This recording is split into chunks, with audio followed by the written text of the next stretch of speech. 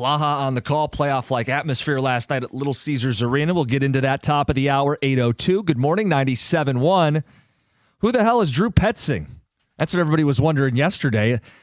Hysteria, hyperventilating. This isn't Mike McDaniel, John. Yeah, I mean, I even sent you guys that text, Drew Petzing with a couple of question marks. And so obviously it begs a little investigation. Mm-hmm. And on the surface, and I understand why people were losing their minds, right? It wasn't Mike McDaniel. It wasn't anybody that we had talked about.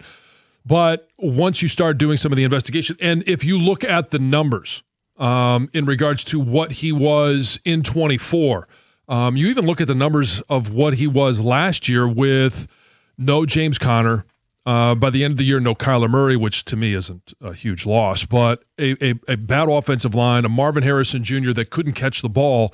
Like, they were still an offense that was threatening to win some games. You go back to 24, and you look at what his style of offense is. A lot of 12 personnel, even some 13 personnel. We love our tight ends here, and they made an absolute star out of Trey McBride. Sure did. So you think, Sam Laporta's looking at this going, oh, man, all I got to do is get healthy, and I'm going to be a huge factor in this offense, and he should be. Should be.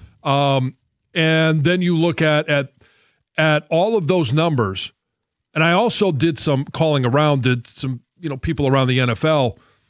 Quietly, he is very highly regarded as a play caller, as one of those up-and-coming guys. And I know he interviewed for the Bears position, head coach position a year ago, didn't get it, but one of his best buddies, Ben Jansen, did. So the connections of, Hank Fraley and Drew were, coaches together in Minnesota. He was with Kevin Stefanski in Cleveland, who we all think is a really good offensive mind. He is, he spent time with Ben Johnson. We always want to get back to the Ben Johnson thing. But you can hire anybody you want as offensive coordinator. The one thing I don't care who's calling plays, you've got to address the offensive line. But in terms of an OC hire, until you've been able to take a look and do a deep dive, I understand the question marks of didn't hear anything about this guy. Where is this one coming from? I think this is going to be a good hire. So what were some of the things people were telling you when you made these phone calls? Well, it's a good fit for Detroit. It's a good fit for this offense. And it's because he's got a, high-level run game. His pass game in terms of, the way that he operates and the sophistication of the pass game. Protections. Now, the protections are going to be more up to Hank Fraley, but that relationship has to be there, and it clearly is. Yeah. So I woke up from a nap and saw this news and thought, who the hell is this guy? We haven't talked about him. Mm-hmm. Arizona's offense wasn't good. They weren't good as a team. And I immediately was underwhelmed because we had built this up to be a marquee job for a marquee name, specifically Mike McDaniel. And after I took a deep breath and started to dig a little deeper, John, fit is clear here. Mm-hmm. The Lions offense doesn't need an overhaul. They're top 5 in yards, in points, in explosives. They need to be better run game, down in and down out. And in Arizona, even if you take out the Kyler Murray runs, in 23 and in 24, they were 5 yards a carry. Last season, their running back room went through a rash of injuries. Their offensive line went through some injuries, and they were an average run game. But if I take the body of work in Arizona and I'm running the ball effectively between the tackles, if I can get the edge in the run game, if I can vary up the concept, something the Lions did a couple years ago and had a lot of success with it. If I can set up play action pass for Jared Goff, a lot of under center stuff, right? This Stefanski influence. I like that. That feels like what this team needs. So the fit's there, and that's really all that matters. I don't care about the marquee name for the marquee role. I care about the guy who's going to deliver results for this football team. Is that how you guys feel? What was your initial reaction? You're all trying to learn about this guy like we are, and as you sit here this morning, what do you make of their decision to hire Drew Petzing? 248-539-9797. Like, John, I think the Fraley point's a really good one. Fraley was an assistant O-line coach. Petzing was just getting his start in the coaching ranks, but they were in Minnesota a decade ago. Is there some synergy there? Because that's a key relationship if you're going to fix this run game. And I like that there's at least a good starting point, that they've worked in a football facility together. and still learned on their own, but now they can bring some fresh ideas and work together. Well, and it's so Hank Fraley last year interviewed for the OC job in Seattle. Ultimately didn't get it. And I think one of the things that he is continuing to develop is one of the things I talked about with Petzing, the sophistication in the pass game. As a run game coordinator and as a guy that's going to develop the protections, that's where Hank Fraley really excels. But in terms of the sophistication of the pass game, you need somebody like a Petzing to come in, and it's the route combinations. It's how you get there. It's in working with that synergy that you talk about with Hank Fraley to develop not just the protection, the communication with the quarterback, but ultimately what's going on past the line of scrimmage. Yeah, that's interesting. When you Google and research and you're pulling up things on social media, Cardinal fans hated this guy. But how much of that is the Cardinals were just a bad team? Well, I mean, their hatred was for the head coach. Their hatred was for the way that they handled their quarterback, for the way the quarterback handled the team, for the injury, the frustration with the injuries, ultimately losing. They've got one of the, what we thought coming into the NFL was going to be a talent that we hadn't seen maybe since we had Calvin Johnson here and Marvin Harrison Jr. Yeah. And he hasn't been that by any means. No, and at the same time, though, this Michael Wilson guy, they were able to find a way to get him the football later in the season. Mm-hmm. And he had some big games down the stretch. And he'll have a huge upgrade in talent at the two top receiver spots with St. Brown and J-Mo. So some of this is, you would think, if the schemes are correct, if the play design is good, and you infuse talent, yeah, now you're talking about getting this offense to be the well-rounded, well-oiled machine it once was. And I think another key thing here is he's coming to call plays. Right. So that takes that off of Dan Campbell's plate, which then frees him up to be the CEO. I think you read between the lines here, they very much wanted someone who had called plays, who they could trust to call plays. This guy's called plays for 3 seasons. This isn't an experiment. We're going to figure it out on the fly. He's coming in to call plays. So play calling experience, run game expertise.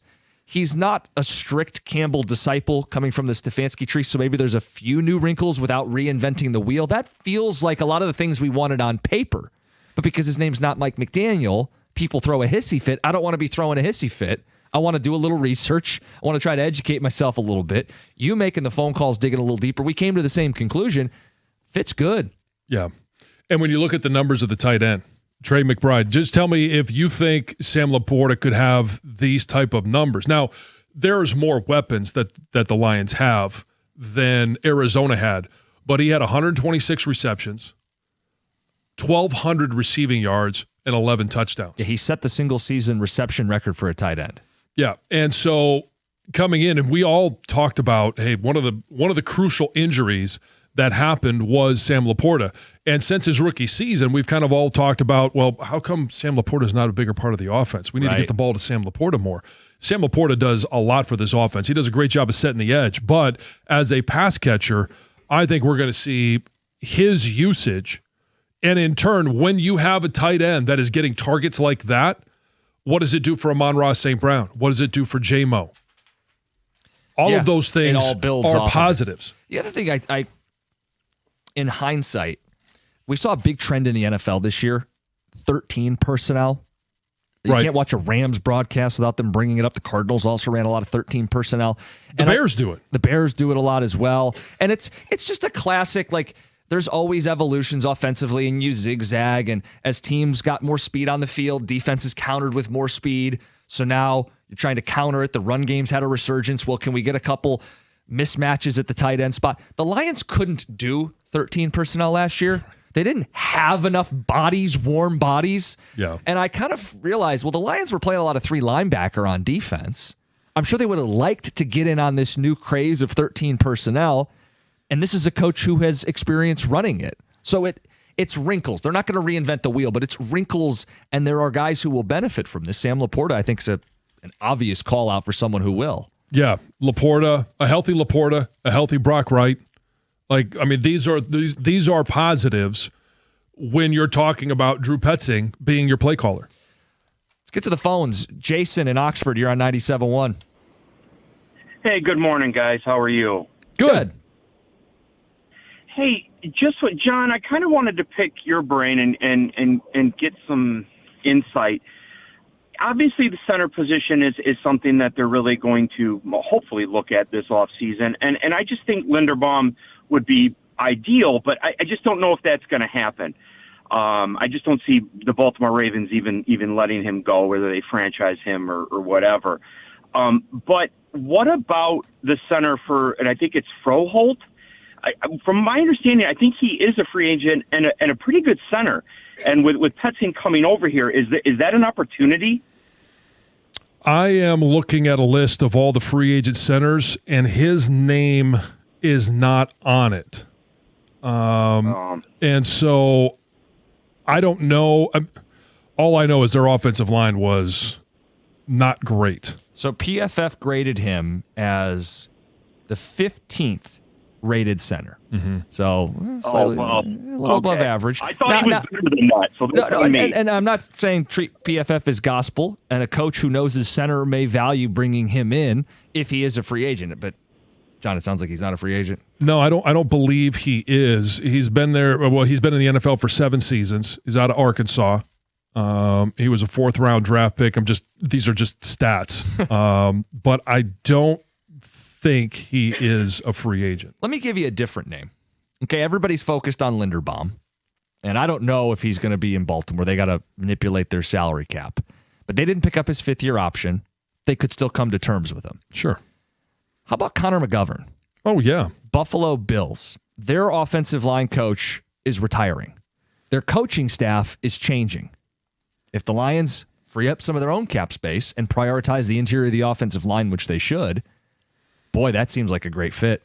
Oh, it would be a tremendous fit. Now, obviously, Linderbaum, he's 3 years younger. Yeah, I'd prefer Linderbaum, but if he doesn't hit the market / doesn't take your offer, Linderbaum is 1. Connor McGovern would be 2 in my book. And if you look at most of the free agent centers that are available or any of the rankings, it kind of falls in line with what everybody thinks as well. 5 years of experience as a starting center. He's a guy that has obviously had postseason experience. Not a lot of postseason and success. Right, but the Bills were a damn good running football team this season, right? They had the leading rusher in James Cook. Yeah. That's not it. Well, they have Josh Allen, so of course they run the ball well. No, their running back, their tailback led the NFL in rushing this season. So, and John, just to put full circle on this, you're right. The offensive coordinator is important. The offensive line is more important. It would make an average play caller good. It'll make a good play caller great. But Petzing is the hire. We want your feedback. 248-539-9797. It's 97.1.